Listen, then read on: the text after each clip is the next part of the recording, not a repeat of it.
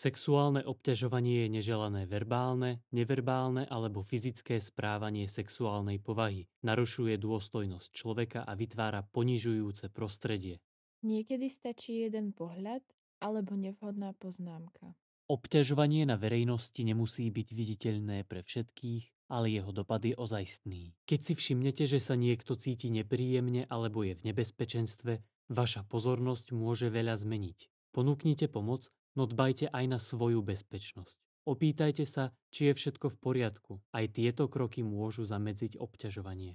Jednoduché gesto môže mať veľký význam. Je dôležité všímať si ľudí navôkol. Vnímajte svoje hranice. Je to dôležité. Ak ich niekto prekračuje, nie je to v poriadku. Ak ste obeťou obťažovania, nebojte sa niekomu zdôveriť. Okolie vám môže pomôcť.